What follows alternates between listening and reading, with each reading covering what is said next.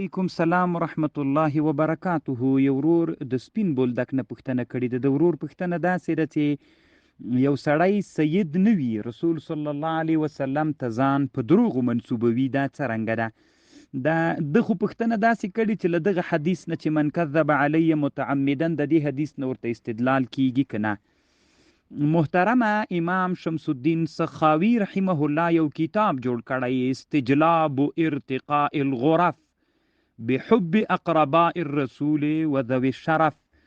د کتاب په آخر کې هغه خاتمه چې ذکر کوي، نو هلته لیکي چې انه ينبغي التحرز من الانتساب الیه صلی الله علیه وسلم بحق الا بحق.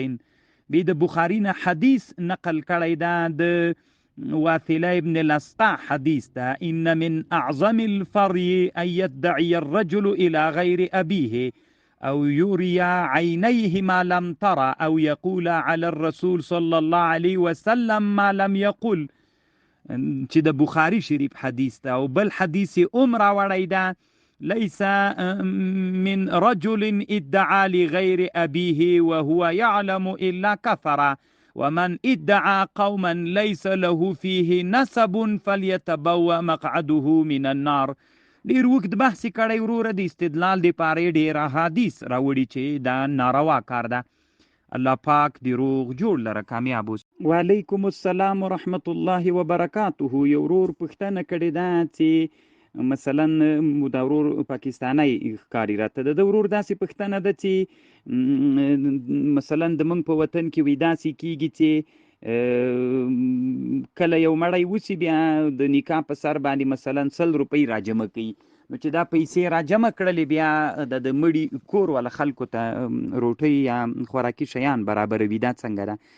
ښه کار خو ده محترمه، خو یوه خبر ده چې دا خلک دا پیسې دوی ته بطیب النفس ورکي.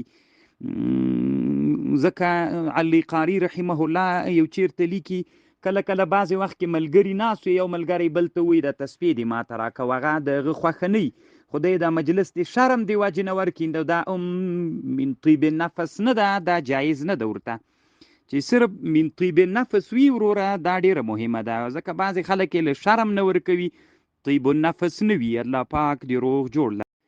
وعلیکم السلام ورحمت الله وبرکاته. یو ورور پوښتنه کړې ده چې کله زنانه مړه وي، نو د هغې په کفن خوشبويي څنګه ده؟ محترمه وروره، امام بخاری رحمه الله باب کدي په بخاری کې، بابون یجعل الکافور فی آخره. کله چې سړی یا ښځه مړه وي، نو چې غسل دی ورکاو، هغه آخر وار باندې په مینځلو کې به کافور استعمالوي. حدیث ذکر کوي، ام عطیه وایي قالت توفیت احدى بنات النبي صلى الله عليه وسلم فخرج النبي صلى الله عليه وسلم فقال اغسلنها ويمنزي 3 أو 5 أو أكثر من ذلك إن رأيتن بماء وسدر وجعلن في آخرة كافورا أو شيئا من كافور فاذا فرغتن.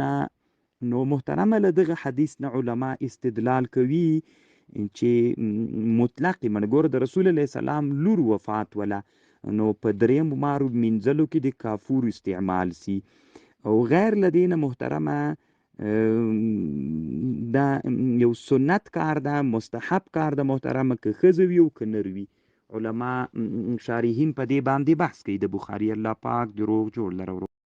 وعلیکم سلام. یو ورور سیف الخالد په نامه پوښتنه کړې ده. د ورور ښه پوښتنه کړې ده. د مطلب دا ده چې مثلا یو سړی د کابل ده، واده یې په قندهار یا په هرات ولایت کې کړی ده، نو چې دی د خسر کره لاړ، واده یې کړی دی، به هلته مسافر ګڼل کیږي که مقیم بلل کیږي؟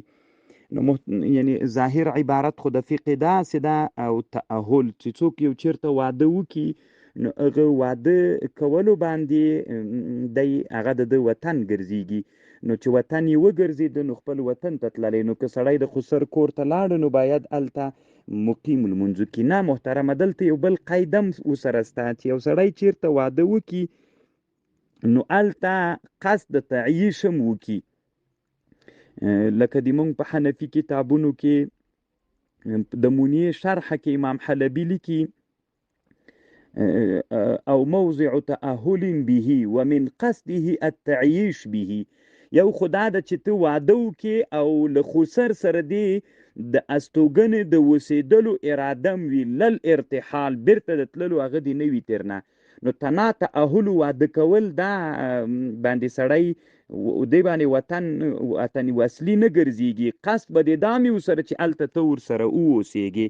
او همدغه خبره د مونږ په حنفي کتابونو کې په قاضي خان کې هم شته ده، لكن تأهل به وجعله دارا.